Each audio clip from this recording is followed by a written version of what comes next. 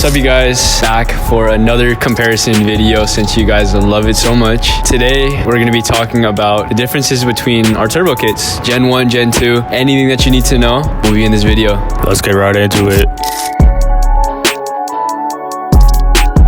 All right, so for both mine and Derek's car, we are both running turbo kits from JDL themselves. They both, honestly, amazing. Turbo's amazing. You should turbo your 86 if you have one, whether you have first gen or second gen. Agreed. Main differences between our turbos are Derek is running a 3176R and I'm running a GT2971R. So mine's a little bit smaller, but the thing with that is my turbo does spool a lot earlier than Derek's does. I believe mine spools around 3,000 RPM while Derek's spools at 4,000. Yeah, it's around 4,000. So obviously I'm going to be a little quicker off the line. Turbo spooling up, pushing boosts a lot quicker than Derek's car, but he obviously does have that top end power. However, you're able to option which turbo size you would like. So for my kit, it came with the same size, 2971. For Andrew's turbo kit, I'm pretty sure you can get the same size as mine, right? The 2971R actually for Garrett turbos is the base turbo. So that's like the starting turbo. And then from there, it just goes higher. And then I believe you can option a higher one with the same size as Derek's turbo, but instead of the GT, it is the GTX, which is like more of a revised version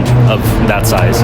Now, JDL did just recently release a Pulsar turbo. I don't know what size it is, but there is that option as well for a more like economic price range. Yeah, so if you'd like, you can option between each one. Mine goes up to the GTX 3176R, but of course, we're broke boys. Can't afford all that. I had to just go with the cheapest option. I got it on clearance too. I'm broke. But don't let that discourage you. Regardless, if you have a turbo in these cars, it is so much fun. So, agreed.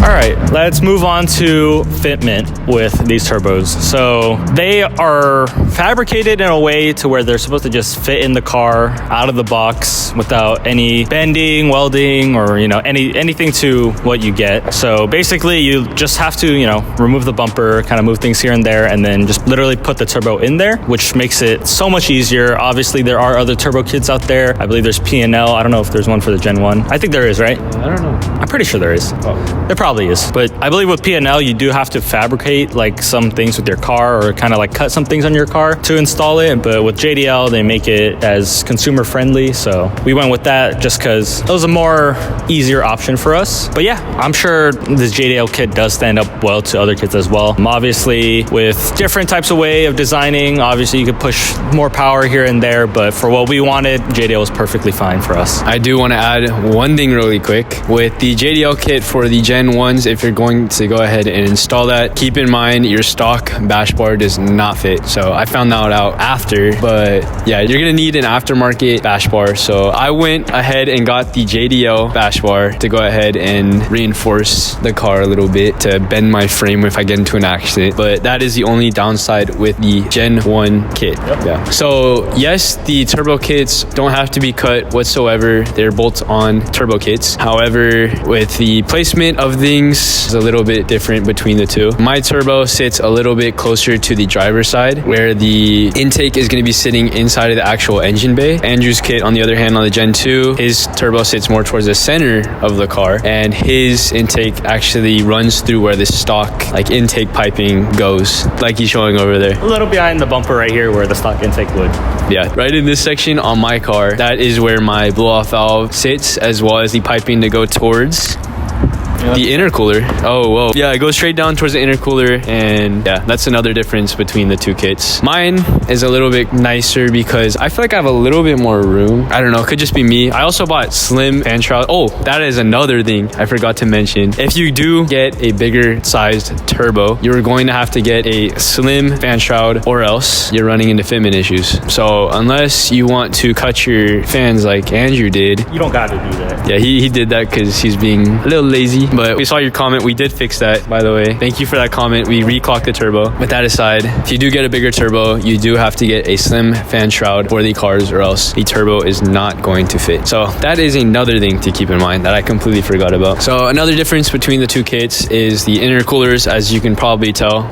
Oh my gosh. As you can kind of see, my intercooler is a little bit smaller in size than Andrew's. His also runs across the entire bumper, whereas mine's just a little portion of it. I kind of like his intercooler a little bit better because it looks more like a traditional boosted car, as well as with the silver intercooler. Mine was Cerakoted black. But yeah, his is more of like a traditional look. Like whenever you see a boosted car, it normally looks exactly like that. Mine, sleeper. You can't see it. Very small. But yeah, mine's a lot smaller. You can mistake it as an oil cooler or something. Yeah, that's another difference.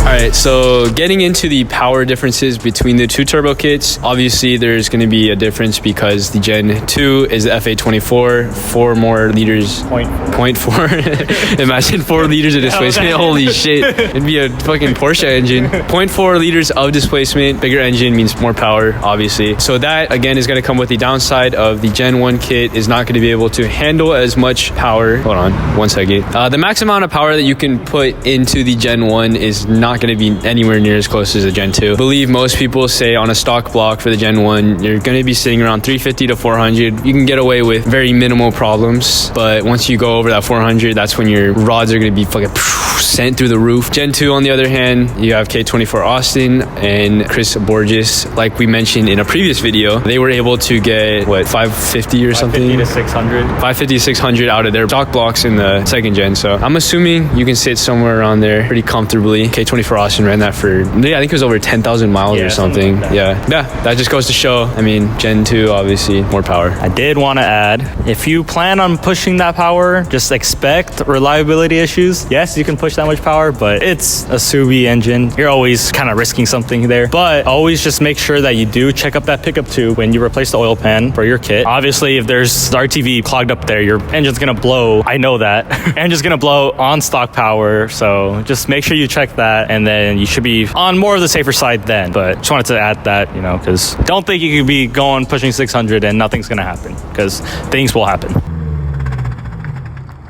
Very important, don't forget. All right, so something a little bit different about the setups on the Gen 1 and second gen is the Gen 1 is going to come with an external wastegate, which basically means the wastegate is going to sit separately from on the turbo and is going to sit on a dump tube, whether it's if it's an open dump, then basically just a tube that is open, essentially. That's what comes on the Gen 1 kits. So the Gen 2 kits is going to come with an internal wastegate, which means it's sitting right on the turbo and it has an actuator where it will open a little flap on the hot side of the turbo, and that's where the waste pressure will leave, essentially, and that sends it back through the exhaust and just out the exhaust without spinning the compressor side. So on the Gen 1, just out of nowhere, when Derek's wide open throttle, just literally right under the engine, it just comes out right there, and it's fucking loud. It's crazy. Mine goes out the exhaust, still loud, but not as like prominent, I would say. I would also like to add, for the Gen 1 kits, you can also get them not just in an open dump, but you can also get them recirculated. Yeah, fun fact. I didn't want it, but I mean, if that's your cup of tea, go ahead. It's a little extra, but it is an option. So look out for that. So as far as the actual installation process, I would say it was honestly not like the hardest thing that I've done, but it was more time consuming and a little bit difficult. The main issue that I was having when installing it was the actual like piping and the couplers, like inserting the couplers onto the piping or vice versa. That was pretty difficult. I don't know if it was, you know, just I was doing something wrong, but I would recommend using some like soap water, some type of lubrication to get it in there. Definitely helps a lot, but we were struggling a little bit. We were like trying to jam shit together. It was difficult. But as far as Derek's car, I wasn't there when he installed it. As you guys know, if you've seen the video, I was surprised, but he says he didn't honestly have that many issues and he got it on pretty easily. But I think overall it's just, you know, kind of like user error that made it a little more difficult, but it's literally a bolt-on thing. You just put things together, you know, screw them in, and boom, you got a turbo in your car. I will say getting to some of the V-bands to, you know, tighten them down and stuff, it was awkward angles, but not much you can do from that just because the way they need to sit. But once you get them on, they're on and you don't gotta worry about that after. So just a little tip for you. When you're installing this, try to really think of the order that you're putting stuff on. If you do the top part of the kit first and then you got to go do the bottom part, obviously there's stuff in your way. So I believe the process that I did was intercooler first, that way it's on there, and then I routed the cold side, the compressor side of the turbo from there on the right side, and then did the side leading up to the charge pipe. But don't want to put the charge pipe in yet until you get the turbo in, because the turbo does sit under the charge pipe for the second gen. I don't know if that's something you should do with the first gen, but that's a little tip for you. Okay, so another difference between the two kits that is very important for you guys, so listen up, don't skip this. On the Gen 1, the vacuum line for the blow-off valve can be routed to your brake booster because that goes directly to your intake manifold. Second gen, however, we made the mistake of doing the same exact thing. We thought it was fine, but turns out brake booster does not go to the intake manifold. It goes straight to your block. Weird. But we learned the lesson. We're gonna share it with you guys. You want to go ahead and route that to a line that goes to your intake manifold. So the way that Andrew did it was he routed it to the pipe that would go from the PCV valve to your intake manifold. Of course, he has catch cans also installed in his car like mine. So he routed it to the catch can, but same difference, PCV to the intake manifold. T-tap into there somewhere and you should be all good. All right, let's talk about sound. So both Derek and I's car are running UEL headers, but you can option the first gen and second gen turbo kits with EL headers as well. So just kind of depending on your preference, you choose what you want. If you wanted to learn more about the power differences and all that between the two different type of headers, you can go check out our UEL versus EL headers as well. Great video, by the way. Thank you for the support on that video. But yeah, so just depending on which one you like, you could choose either or. As far as the sound on both of our cars go, they're pretty much the same or similar since they are both UEL. The only difference is our exhaust, but other than that, same tone, same everything with that. We also both do have the front pipe over pipe dual resonated from JDL as well, so that will change the sound a bit. And then as far as blow-off valves go, there are many options for the first gen and second gen. Right now, I believe Derek is running the Turbo Smart B-port blow-off valve, while I have the Greddy one. Mine is a little bit louder, I will say, but they are both adjustable, so Derek's blow-off valve is set kind of like more in the middle on stiffness wise, while mine is as soft as you can go, so obviously it's going to release more air. If you did want that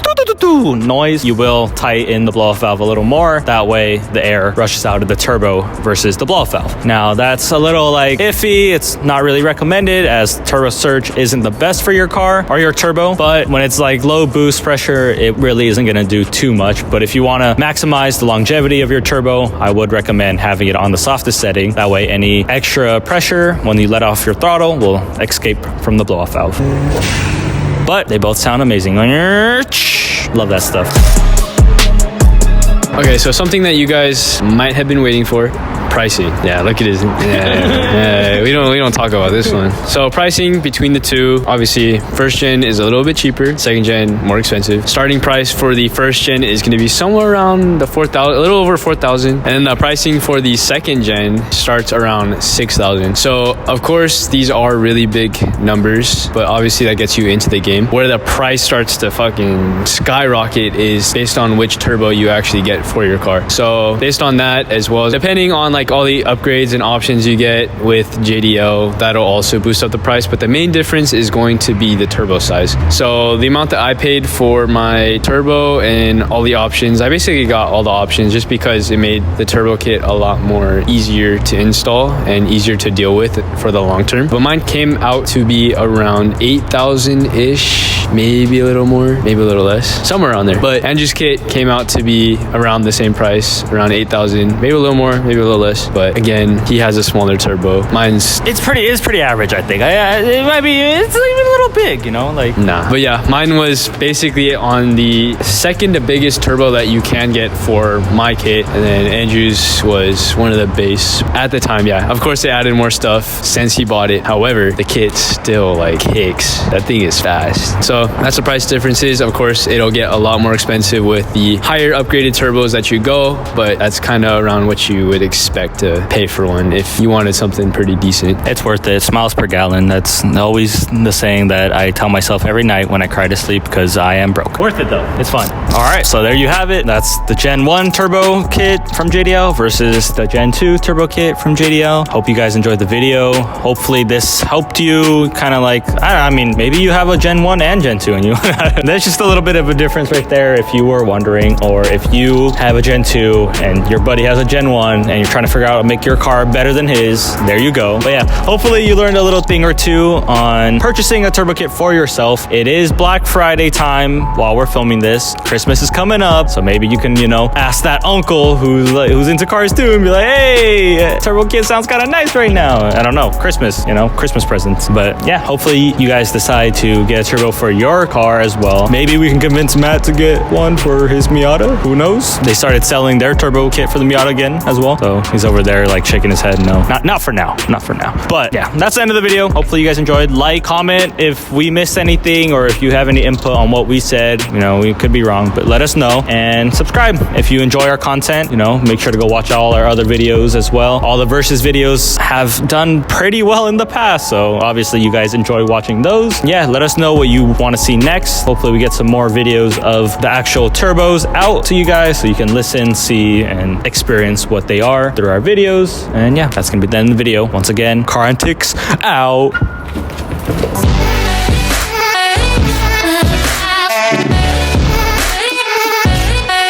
Holy shit, I thought he was gonna fucking nuts in the camera. Boom! Or boom!